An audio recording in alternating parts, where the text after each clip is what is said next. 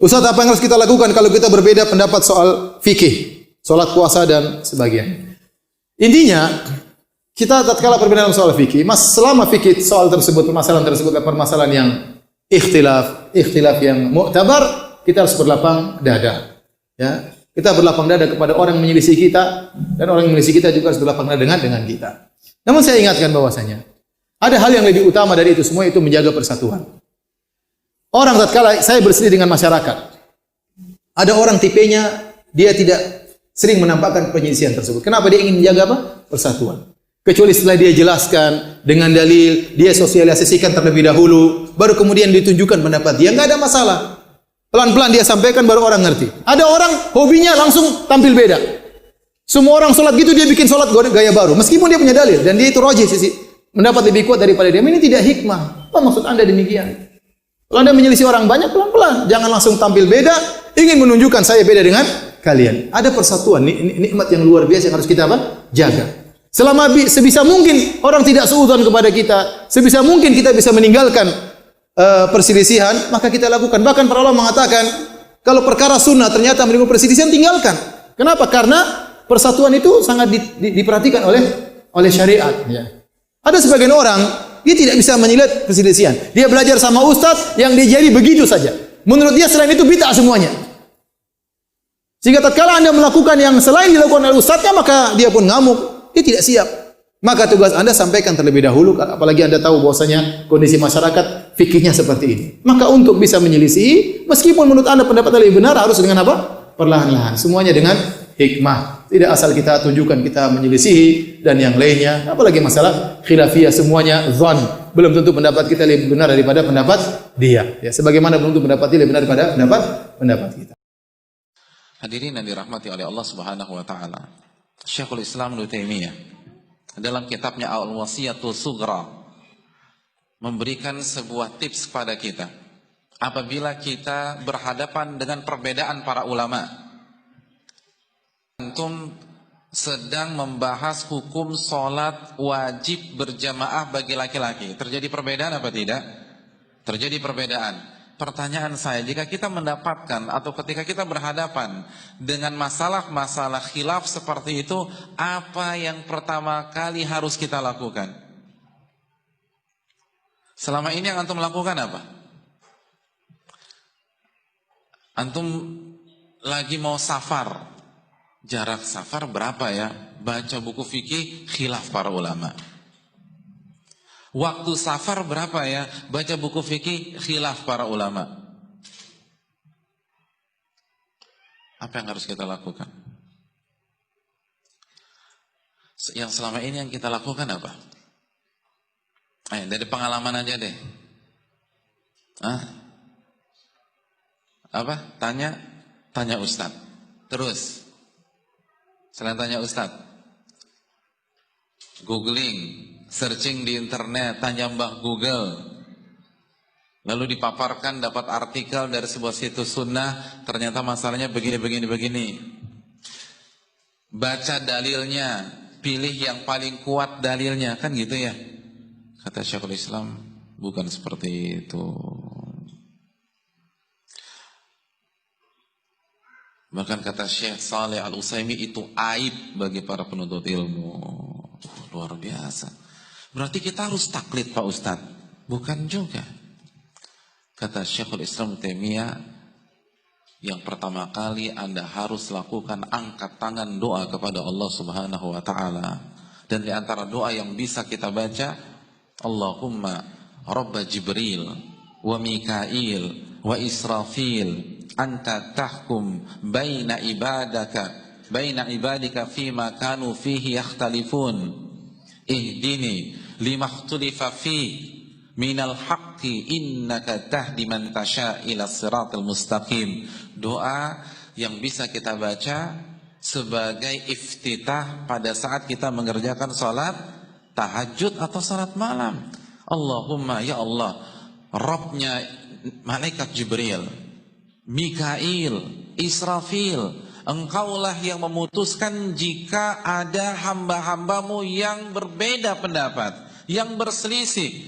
Berilah aku petunjuk di dalam masalah yang diperselisihkan mereka. engkau memberikan petunjuk kepada orang yang kau kehendaki ke atas jalan yang benar. Doa kepada Allah. Makanya tadi saya katakan, Syekh Shalih Al-Utsaimin mengatakan, apabila saat kita menghadapi sebuah masalah fikih, masalah ilmiah, yang pertama kali kita lakukan adalah baca dalil, baca penjelasan para ulama, tanya ustadz, kata beliau itu aib. Tidak pantas seorang penuntut ilmu melakukan hal demikian. Kenapa demikian? Karena itu menunjukkan minimnya ketawakalannya kepada Allah. Itu menunjukkan bahwa dia mengandalkan otaknya sendiri, mengandalkan daya analisanya sendiri, mengandalkan kecerdasannya sendiri. Hadirin yang dirahmati oleh Allah Subhanahu wa taala, kenapa dia tidak andalkan ilmu Allah, taufik dari Allah, hidayah dari Allah Subhanahu wa taala? Doa dulu baru baca dalil. Doa dulu baru tanya ustaz. Doa dulu baru searching artikel-artikel di internet. Karena kalau Allah nggak kasih taufik, Allah tidak kasih hidayah, itu mau baca artikel 10 kali nggak akan paham. Namun sebaliknya, kalau Allah berikan kita taufik dan hidayahnya, maka kita akan mudah menentukan pendapat yang rajih. Betapa banyak orang baca artikel pertama, artikel kedua, artikel ketiga tetap aja salah bersikap. Baca artikel pertama, baca kedua, baca ketiga tetap aja yang diikutin hawa nafsu lagi. Tanya Ustadz A, tanya Ustadz B, tanya Ustadz C, cari pendapat yang paling mudah. Karena nggak ada mendapatkan taufik dari Allah, tidak diberikan hidayah oleh Allah Subhanahu wa taala. Doa kepada Allah. Para ulama kita itu berdoa minta kepada Allah. Itu yang diajarkan para ulama-ulama kepada kita. Sebagaimana dijelaskan Syekh Sulaiman Ar-Ruhaili, pengisi di Masjid Nabawi, Syekh Shalih Al-Utsaimin sebagaimana yang saya tadi katakan, dan dibahas oleh Syekhul Islam dalam Wasiyatus Sughra. Minta kepada Allah. Kalau dalam masalah ini saja kita lupakan Allah, apalagi masalah kehidupan sehari-hari. Bagaimana kita menyikapi perbedaan yang terjadi di dekat kita, di sekitar kita? Perlu diketahui bahwa perbedaan itu ada dua jenis. Perbedaan yang prinsipil dan mendasar, dan perbedaan yang tidak prinsipil. Perbedaan pada perkara yang prinsip dengan perbedaan yang bukan prinsip. Ada perbedaan yang bersifat prinsip, dan ini tidak boleh terjadi. Tidak boleh terjadi. Misalnya perbedaan bahwa para sahabat itu seluruhnya atau mayoritasnya murtad. Sebentar. Terus akan kita kemanakan sekian banyak ayat dalam Al-Quran? Tidak usah kita hadirkan yang banyak itu, cukup satu saja, ayat 100 dalam surat At-Taubah. Dalam surat 9 ayat 100. Allah Subhanahu wa taala berfirman, "Was-sabiqunal awwalun minal muhajirin wal ansar." Yang terdepan, yang terdahulu dari kalangan muhajirin, dari kalangan ansar. Siapa berarti? Para sahabat. Tidak ada yang maksudnya yang lain, tidak ada, hanya para sahabat. Walladzina taba'uhum biihsan, dan yang mengikuti mereka dalam kebaikan. Kemudian Allah menyatakan radhiyallahu anhum wa radu'an. Allah ridha kepada mereka, mereka juga ridha kepada Allah. Wa a'adda lahum jannat, dan Allah telah siapkan bagi mereka surga-surga. Khalidina fiha abada, mereka akan kekal abadi di dalam surga. Mungkinkah Allah ridha kepada seorang murtad? Tidak mungkin. Mungkinkah Allah akan siapkan surga bagi seorang yang murtad? Tidak mungkin. Maka kita lebih percaya ayat ini atau kesimpulan, pendapat, justifikasi sebagian orang meskipun atas nama Islam menyatakan bahwa para sahabat murtad. Ini tidak perlu diperdebatkan. Jelas Allah yang benar dalam Al-Quran, mereka keliru. Berapa persen kelirunya? 100%. Tidak boleh terjadi perbedaan dalam hal ini. Para sahabat sahabat Nabi Muhammad SAW tempatnya di surga.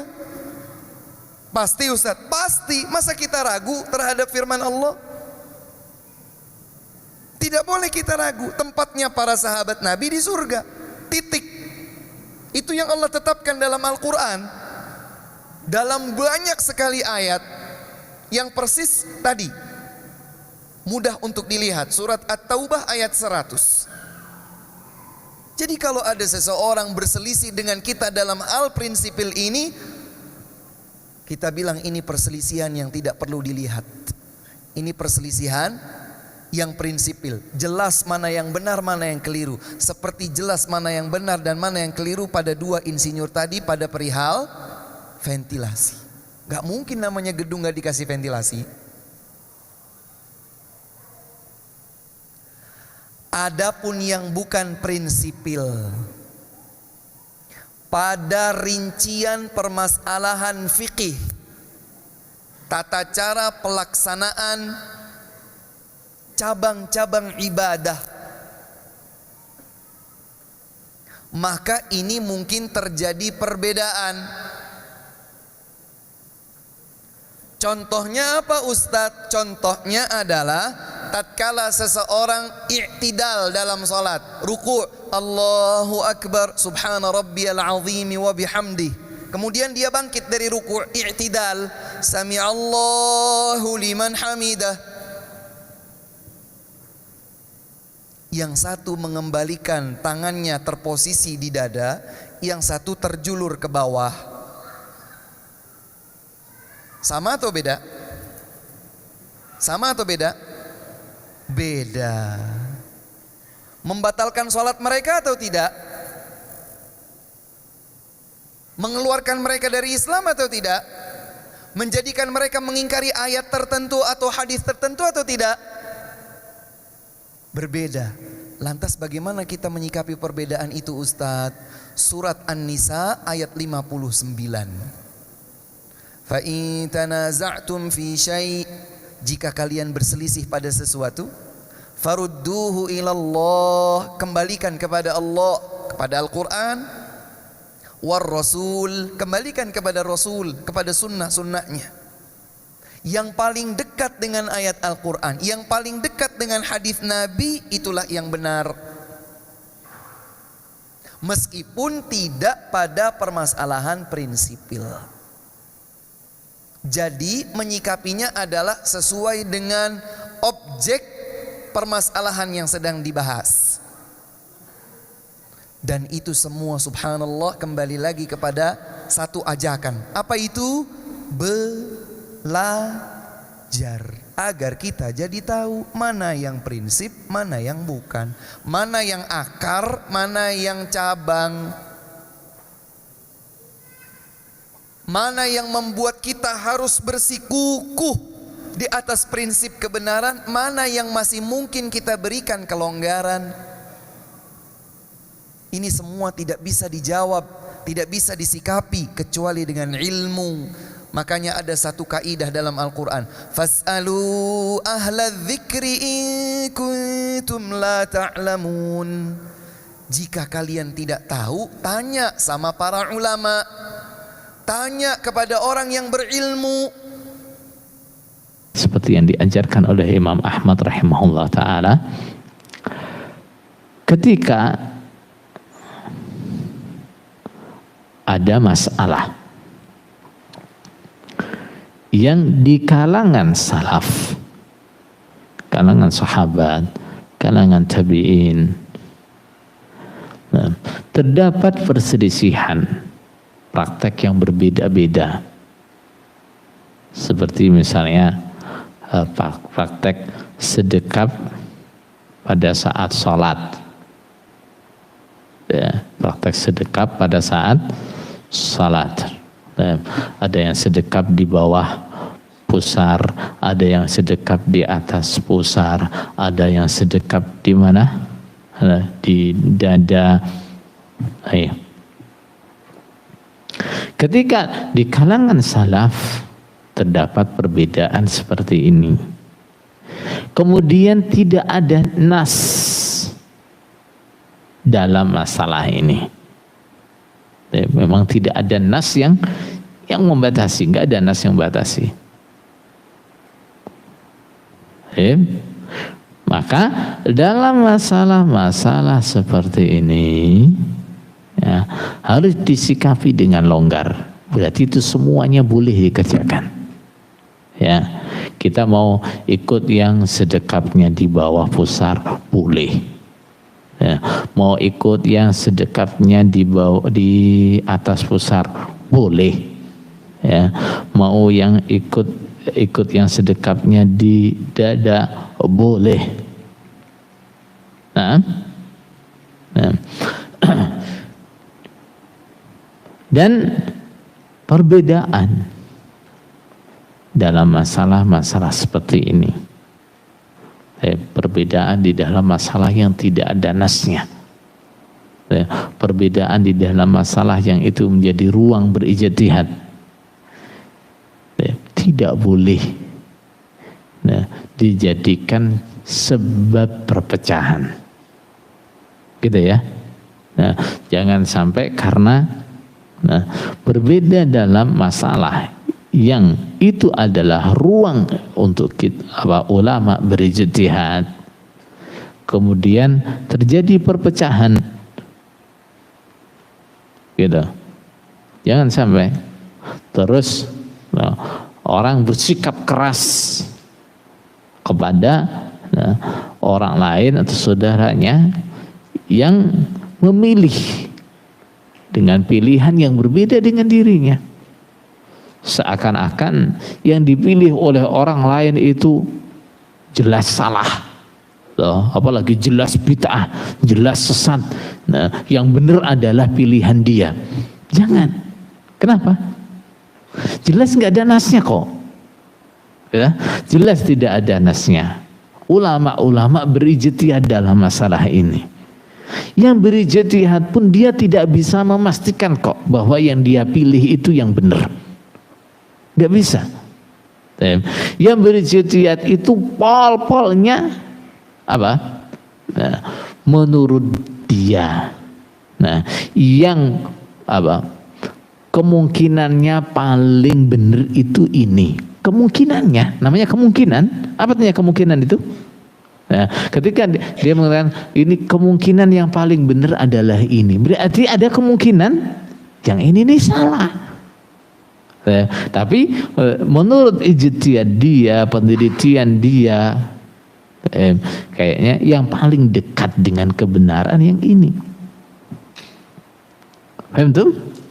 Lalu bagaimana kita bisa istilahnya memastikan yang benar itu yang ini salah, yang ini bid'ah dan seterusnya bisa. Apa kita dapat wahyu? Apa ada wahyu yang turun ke kita memberi kabar yang benar itu pilihanmu gitu? Ada enggak? Enggak ada toh. Nah, ini masalahnya ini. Kadang-kadang di kalangan orang-orang yang justru lagi semangat-semangatnya belajar. Ya dah, lagi semangatnya belajar, lagi semangatnya cari ilmu, lagi semangatnya untuk mengikuti sunnah. Nah, pokoknya yang ada sunnahnya itu yang kita kerjakan. Nah, dia nggak ingat ya, ini masalah khilafiyah. Ya, ini masalah khilafiyah. Ketika ustadznya bilang yang rajih masalah ini adalah begini, wah seakan-akan yang lain marjuh, seakan-akan yang lain mesti salah. Masya Allah. Nah, kayak ada wahyu yang turun yang mengatakan pendapat yang benar adalah pendapatnya Ustadz Fulan. Nah, akhirnya bagaimana? Ada yang di situ terus saling tahdzir. Nah, jangan ikuti si Fulan. Kenapa? Karena si Fulan salah dalam masalah ini. Si Fulan menyelisihi manhaj salaf dalam masalah ini. Si Fulan menyelisihi manhaj salaf dalam masalah ini. Masya Allah. Ini sikap yang keliru. Bahkan di antara ulama-ulama besar yang pendapatnya kita ambil, mereka berselisih dengan ulama yang lain nggak seperti kita. Nah, contoh nih, Ibnu Taimiyah pernah dia berdebat dengan ahli bid'ah. Di akhir debatnya apa dia katakan? Saya tidak bisa menghukumi kamu kafir dengan ucapanmu.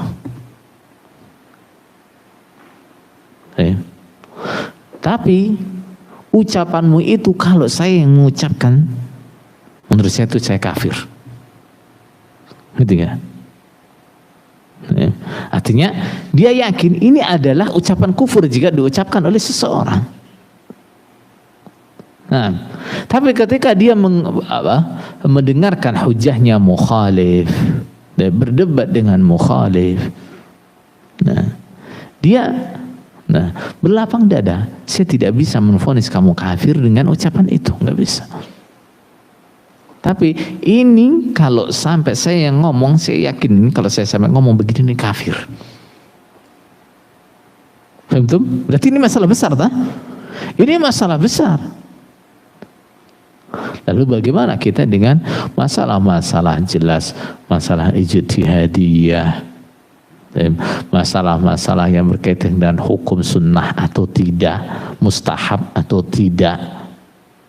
Belum ke masalah ini wajib atau tidak, ini haram atau tidak. Nah, sudah saling apa? Saling mentahdzir. Sudah saling membid'ahkan, apalagi menggunakan kata-kata sesat, apalagi terus mengukur kesalahan seseorang. Nah, si fulan ini salafnya baru 90%. Baik, yang ini baru 80%, yang ini baru 75%. Masya Allah. Nah, ini siapa yang ngajari seperti ini? Siapa yang mengajari seperti ini? Nah, bahkan ketika melihat seseorang ada menyelisihi seseorang atau menyelisihi ulama atau mengerjakan satu keharaman, dia katakan apa? Si fulan ini manhajnya masih dipertanyakan, si fulan ini manhajnya masih kurang lurus dan seterusnya. Ini namanya sifat apa? Tatarruf. Ya, ini adalah sifat tatarruf yang harus dihilangkan. Paham? Ya, ini perlu kita tegaskan, perlu kita ingatkan. Karena apa? Ini justru ini adalah penyakitnya orang-orang yang lagi semangat belajar. Ya. Penyakitnya orang-orang yang lagi semangat belajar, semangat hijrah, justru penyakitnya kadang-kadang seperti ini nih.